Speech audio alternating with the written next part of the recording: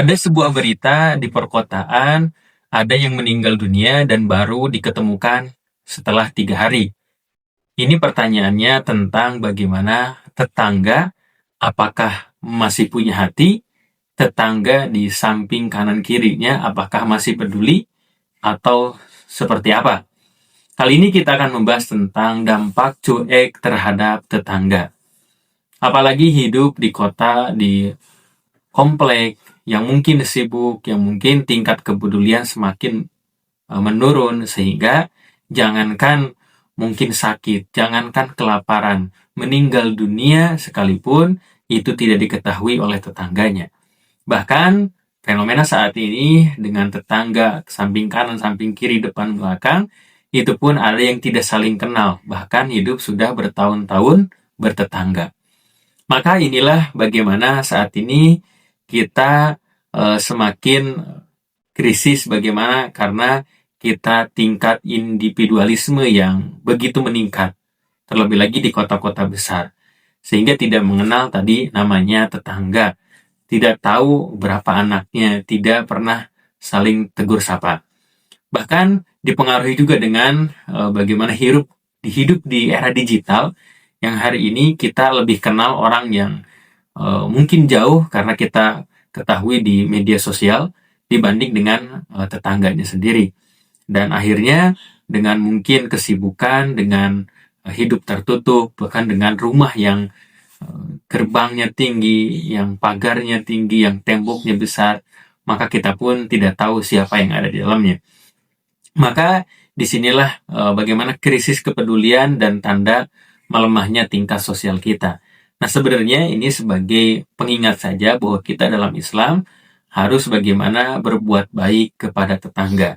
Kita lihat di Quran surah An-Nisa ayat 36, yang artinya, dan berbuat baiklah kepada orang tua, kepada kerabat, kepada anak yatim, kepada orang miskin, dan kepada tetangga yang dekat maupun yang jauh. Nah, ini bagaimana Allah Subhanahu wa Ta'ala memerintahkan kita berbuat baik tentu kepada orang tua, kerabat, anak yatim, orang miskin, bahkan tetangga baik yang dekat ataupun yang jauh. Ini adalah dianjurkannya barang siapa harus memuliakan tetangga, harus baik kepada tetangganya. Seperti dalam hadis riwayat Bukhari Muslim, qala Rasulullah sallallahu alaihi wasallam, man kana yu'minu billahi wal yaumil akhir falyakrim jarhu. Barang siapa yang beriman kepada Allah dan hari akhir, maka hendaklah ia memuliakan tetangganya. Maka kita bersyukur jikalau kita memiliki tetangga yang soleh, tetangga yang peduli, tetangga yang perhatian, tetangga yang bagaimana baik karena ini lingkungan kehidupan sehari-hari kita. Bahkan Rasulullah SAW selalu diwasiati oleh malaikat Jibril untuk berbuat baik kepada tetangga. Maka mungkin di sini bagaimana minimal kita tegur sapa, minimal mungkin bagaimana jikalau ada yang sakit di lingkungan sekitar kita mungkin ditengok gitu ya, dan mungkin bagaimana kita doakan, bahkan mungkin anak-anaknya kan bisa main juga, bahkan ada pengajian baik RT, lingkungan sekitar, maka itu membuat bagaimana kehidupan yang kondusif dan baik di antar tetangga, kerja bakti dan seterusnya, maka berkenalan, maka saling berbuat baik dalam kehidupan, bukan hanya hablum minallah tapi hablum minannas. Maka disitulah kita ketika bertetangga, menurut Imam Al-Ghazali dalam kitab Ihya Ulumuddin, maka yang pertama kita punya hak terhadap manusia, yang kedua hak sebagai muslim, dan yang ketiga hak sebagai tetangga. Maka bagaimana tanggung jawabnya bisa lebih besar ketika di tetangga kita adalah beliau adalah muslim, beliau adalah tetangga kita, dekat dengan rumah kita, dan beliau adalah manusia yang sama-sama memiliki hak. Gitu. Bahkan tetangganya sekalipun bukan muslim, maka hak sebagai tetangga, hak sebagai manusia yang harus kita hormati, yang harus kita muliakan, dan ini dalam kehidupan sosial.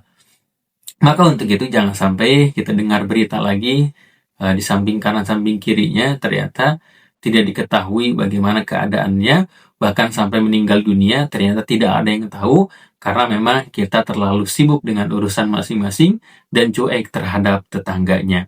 Dan juga untuk itu bagaimana ketika itu di ulama tabi'in pernah Hasan al-Basri menangis. Karena apa? Karena mendengar ke tetangganya kelaparan, dan memang Hasan al-Basri ketika itu tidak tahu, maka beliau sangat menangis, sangat menyesal, kok saya tidak tahu bahwa ada tetangga saya kelaparan. Dia sangat menyesal, bahkan karena memang begitu tingkat kepekaan sosial sangat tinggi, dan dia tentu mungkin pengen bagaimana baik dengan tetangga, pengen mengetahui tetangganya, dan ketika ada yang kelaparan tentu sangat sedih ketika itu. Maka inilah yang bagaimana hari ini kita di zaman digital bisa buat grup WhatsApp gitu kan, tingkat RT, tingkat rukun tetangga, supaya memiliki tetangga yang kondusif, tetangga yang baik, dan kita bagaimana untuk itu mungkin hafal ya, di depan rumah kita siapa, di pinggir kanan, pinggir kiri ini siapa, gitu kan. Jadi itu untuk bagaimana kita rukun dalam tetangga. Maka Islam sangat menyarankan bagaimana untuk menjaga tetangga, untuk memuliakan tetangga, menghargai tetangga, dan memberikan hak-haknya, tentu tidak menjadi mengganggunya. Maka ketika ternyata mengganggu mungkin dengan suara, mungkin dengan perilakunya, maka ini bagaimana bisa menjadikan dosa dan membuat tidak bagaimana bahagia dalam kehidupan sehari-harinya. Maka kesimpulannya, maka jangan sampai kita tidak mengenal tetangga kita. Ketika kita tidak peduli, maka itulah bentuk lemahnya iman. Bahkan bagaimana menegaskan ketika itu siapapun tetangganya, maka harus bagaimana dihargai dan dimuliakan. Dan kita tentu berharap kepada Allah dengan doa-doa kita, kita pengen diberikan tetangga-tetangga yang soleh, tetangga-tetangga yang baik, tetangga-tetangga yang membuat kita nyaman, bukan sebaliknya. Mudah-mudahan Allah memberikan petunjuk, Allah menghimpun kita dalam kebaikan. Jikalau ayah bunda memiliki sharing seputar inspirasi kali ini, boleh ditulis di kolom komentar. Jikalau suka, boleh di like, share, dan subscribe. Insya Allah menambah semangat dalam berbagi inspirasi dalam media digital ini. Semoga bermanfaat. Barakallahu fikum.